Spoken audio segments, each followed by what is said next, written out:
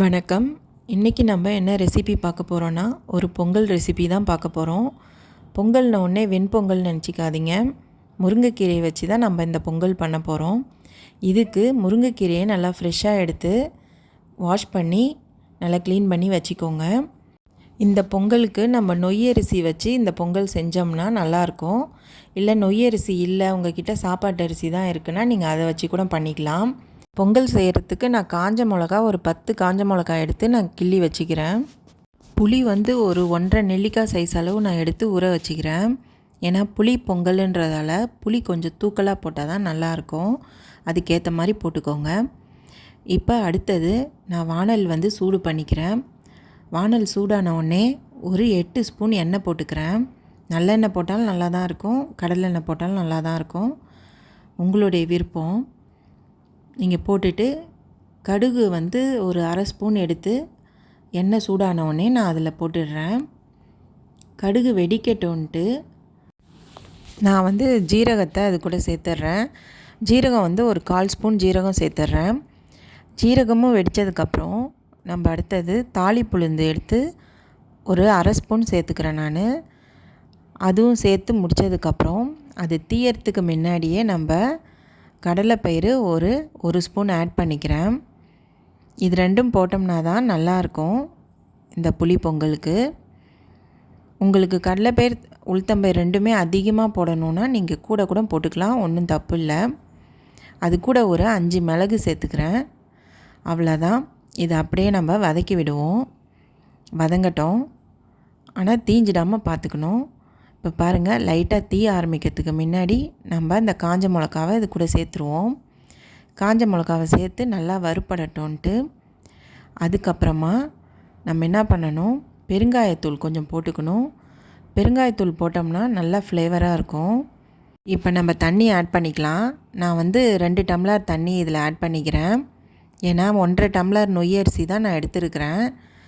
ஏன் 2 டம்ளர் தண்ணி மட்டும் நான் ஆட் பண்ணுறேன்னா, புளி தண்ணி இன்னும் ஒரு 2 தடவை நம்ம எப்படியும் கரைச்சி ஊற்றுவோம் இல்லையா, அது ஒரு டம்ளர்லேருந்து 1.25 டம்ளர் வரும். அதனால தான் நான் பச்சை தண்ணி 2 டம்ளர் மட்டும் ஊற்றுறேன். இன்னும் புளி கரைச்ச தண்ணி நம்ம ஊற்றுவோம். அதோடு சேர்த்து கணக்கு பார்த்திங்கன்னா 3 டம்ளர் வந்துடும் தண்ணி, 3லேருந்து 3.5 வந்துடும். அதனால் முன்ன பின்ன போனாலும் பிரச்சனை இல்லை, நம்ம பொங்கல் தான் செய்கிறோம். இப்போ நம்ம புளியை 2 தண்ணி ஊற்றி கரைச்சி அதையும் நம்ம இது கூட சேர்த்துருவோம். இந்த மாதிரி வடிகட்டி நம்ம புளி தண்ணியும் சேர்த்துருவோம். இது கூட ஒரு 2 தடவை தண்ணி ஊற்றி வடிகட்டி சேர்த்துக்கோங்க. அதுக்கு மேலே சேர்க்க வேண்டாம்.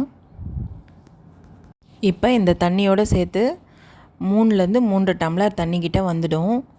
இது போதும், இதுக்கு மேலே தண்ணி சேர்க்க வேண்டாம். இந்த தண்ணி நம்ம சேர்த்து முடித்ததுக்கப்புறம் ஒரு ஸ்பூன்லேருந்து 1.5 ஸ்பூன் உப்பு ஆட் பண்ணிக்கோங்க. தூள் உப்பாக இருந்தால் 1 ஸ்பூன் போதும், கல் உப்பாக இருந்தால் ஒரு 3/4 ஸ்பூன் போதும். அப்புறம் உப்பு பத்தலைன்னா ஆட் பண்ணிக்கலாம். இது கூட இப்போ மஞ்சத்தூளும் கொஞ்சம் சேர்த்துக்கலாம். ஒரு 1/4 ஸ்பூன் மஞ்சத்தூள் சேர்த்துக்கிறேன். எல்லாத்தையும் கலக்கி விட்டுக்கலாம் ஒரு தடவை. இந்த ஸ்டேஜில் நம்ம உப்பு காரம் போதுமான்ட்டு கொஞ்சம் எடுத்து டேஸ்ட் பண்ணி பார்த்துக்கலாம். சப்போஸ் காரம் கம்மியாக இருக்கிற மாதிரி தெரிஞ்சதுன்னா நம்ம கொஞ்சம் தனி மிளகாய் தூள் போட்டுக்கலாம். இடிகாரம்னு சொல்லுவோம் இல்லையா, அது போட்டுக்கலாம். அப்படி இல்லையா குழம்பு மிளகாத்தூள் கூட ஒரு அரை ஸ்பூன் போட்டுக்கலாம். இல்லை காரத்துக்கு ஏற்ற மாதிரி போட்டுக்கலாம்.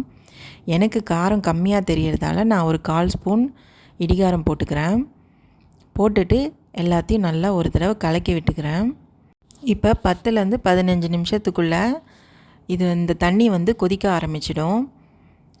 நல்லா கொதி வரட்டோன்ட்டு மீடியம் ஃப்ளேமில் வைங்க. இப்போ பாருங்கள், கொதி வந்துடுச்சு, நல்லா தண்ணி கொதிக்க ஆரம்பிச்சிடுது. இந்த ஸ்டேஜில் நம்ம கழுவி வச்சுருக்கிற நொய்யரிசி எடுத்து நம்ம ஆட் பண்ணிக்கலாம். நொய்யரிசி இல்லைன்னா சாப்பாட்டு அரிசி நீங்கள் இந்த மாதிரி ஆட் பண்ணிக்கோங்க.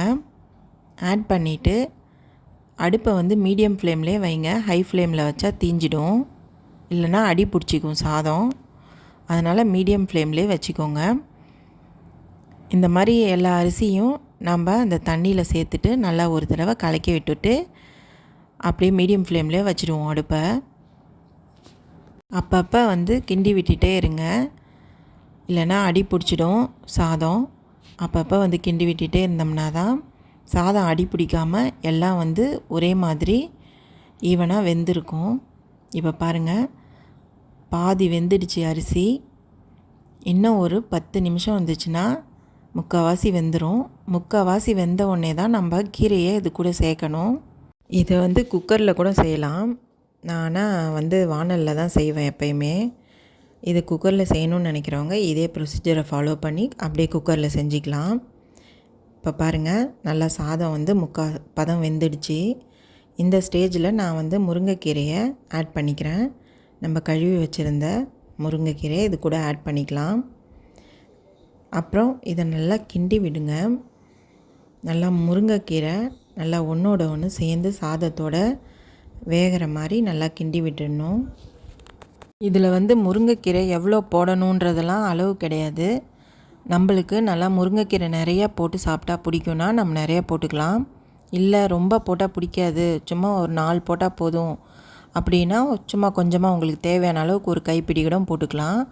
இப்போ அடுப்பை வந்து நல்லா சிம்மில் வச்சுக்கோங்க. மீடியம் ஃப்ளேமில் வேணாம், சிம்மில் வச்சுக்கோங்க. ஏன்னா சாதம் முக்கால்வாசி வெந்துடுது. இதுக்கு மேலே நம்ம வந்து அனல் வச்சோம்னா அடி பிடிக்க ஆரம்பிக்கும். முருங்கைக்கீரையும் சாதமும் அடி பிடிச்சிடுச்சு, தீஞ்சிடுச்சுன்னா டேஸ்ட்டே மாறிடும்.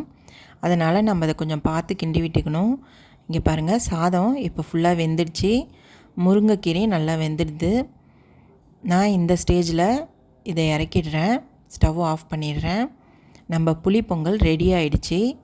அதாவது முருங்கைக்கீரை புளி பொங்கல். இப்போ நான் இதை வாழை இலையில் தான் சர்வ் பண்ண போகிறேன். இந்த புளிப்பொங்கல் மட்டும் வாழை இலையில் சர்வ் பண்ணி நல்லெண்ணெய் போட்டு மேலே, இல்லைன்னா நல்லெண்ணெயை தொட்டுக்கிட்டு சாப்பிட்டோம்னா அவ்வளோ சூப்பராக இருக்கும். இதுக்கு தொட்டுக்கையே தேவையில்லை, அப்படியே சாப்பிட்லாம். நீங்களும் ட்ரை பண்ணி பாருங்கள். தேங்க்யூ.